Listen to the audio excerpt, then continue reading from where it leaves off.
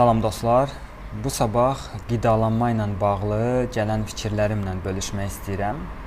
Sadəcə fikirlərimlə, öyrəndiklərimə əsasən. Bilirsiniz, qidalanma dedikdə əgər sadəcə yemək yemək və qarın doyuzdurmaq nəzərdə tutulursa, o zaman əlbəttə o müxtəlif ola bilər. Çünki ağız dadları fərqlidir, zövqlər fərqlidir, istəklər fərqlidir, vərdişlər var, asılılıqlar var və s. Əgər sağlıqlı qidalanmadan söhbət gedirsə, o zaman mütləqi şəkildə o hansısa bir rejimdə olmalıdır. Yəni hansısa bir qayda və qanuna riayət etməlidir. Bu zaman artıq müxtəlif pəhrizlərdən istifadə edərək hansısa bir nəticələr əldə etmək olar və ya müalicəvi üsullar olsun həmçinin də.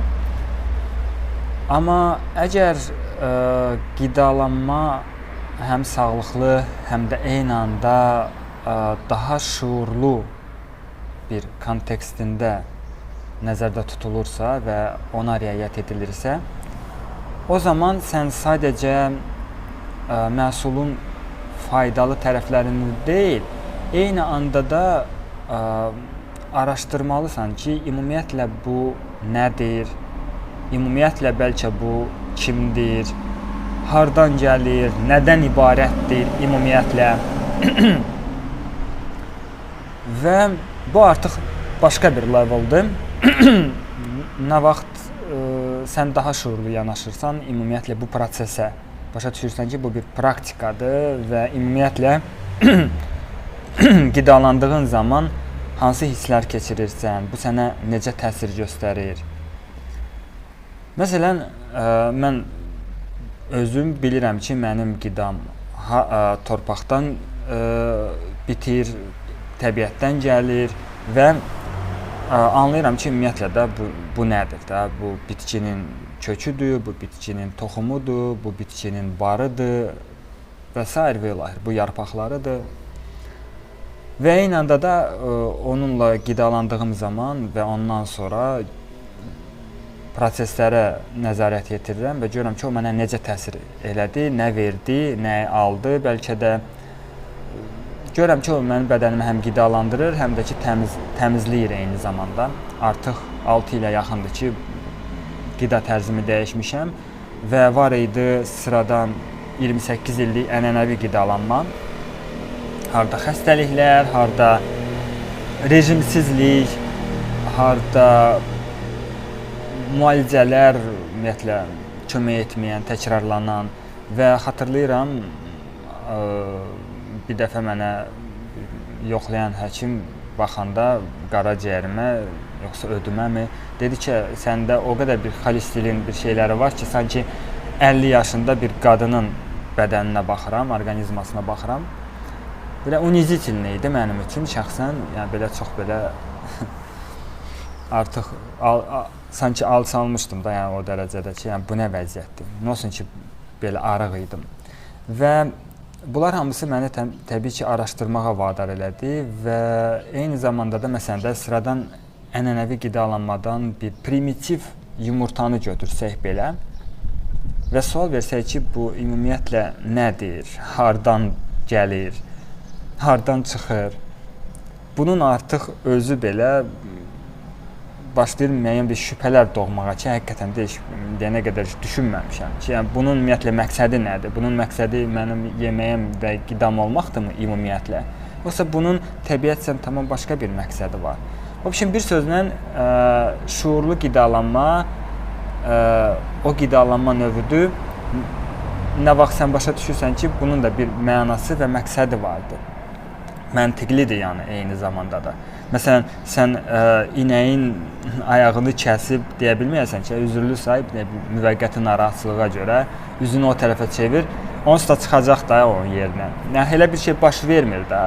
Orada bir zorakılıqdır, orada bir qan tökmədir, aqressiya var və məntiq, məna prizmasından baxanda görürsən ki, bu doğru deyil. Yəni, okey, nə vaxtsa, hardasa sağ qalmaq üçün məcbur ola bilərsən bunun üçün, amma mənim fikrimcə indiki dövrdə buna ehtiyac yoxdur və həqiqətən də nə vaxt bu prizmadan baxırsan, bir çox bir şeylər sənin üçün absurd gəlir. Yəni bu qidalanmanın bir mənəvi tərəfidir, bir etik tərəfidir və bu səbəbdən öz öyrəndiklərimə əsasən, öz təcrübəmə əsasən, həmçinin də elmə əsasən, təbiətə əsasən eyni zamanda da vurğulaya bilərəm ki, bitki mənşəli pəhriz, bitki mənşəli qidalanma indiki dövrdə ən sağlıqlı və eyni zamanda da ən etik qidalanma növüdür. Hansında insan bədəni üçün hər şey var, hər şey və yetərlidir, təmiz insan orqanizmasına. Yox, əgər insanda müəyyən hansısa bir problemlər varsa, mənimsənilməklə falan bağlı, o zaman elə hər bir növ qidalanmada onda problemlər olacaq. Yəni bunu da vurğulamaq istəyirəm ki, sonra hansısa bir çatışmazlıqlar falan haqqında söhbətlər getməsin. Həqiqətin yalandan bir əsas fərqi var, o da odur ki, həqiqət işləyir, həqiqət çalışır. Mən ailəlikcə, öz ailəmlə birlikdə bunun nümunəsiyəm və tək mən fərdi bir nümunə deyiləm. Yəni minlərlə insanlar qida pəhrizini dəyişdikdən sonra öz sağlamlığında mühüm dəyişikliklər müşahidə ediblər. Bu, yəni hansı bir yeni trend, yeni bir dəb deyil. Əsrlərlə bu qidalanma növü praktika olunubdur.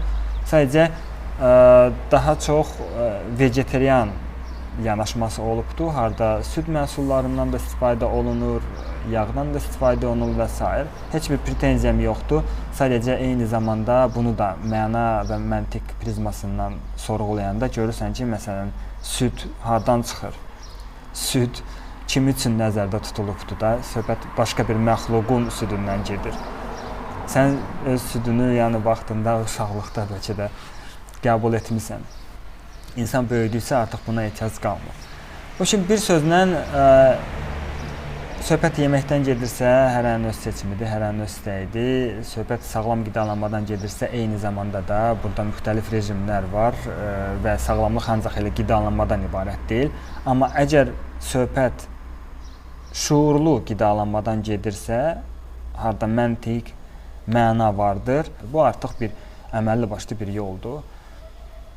Və bu çox gözəldir. Bunun nəticələri, bunun hər gün bunu hiss eləmək, hər gün bunu müşahidə eləmək hər kəsə arzulayardım. Təşəkkür edirəm bu videonu izlədiyiniz üçün, əziz insanlar. Ümid edirəm doğru zamanda doğru ünvana çatacaq. Hər bir halda niyyətim budur. Sağ olun, salamat qalasınız, özünüzə yaxşı baxın. Özünüzə.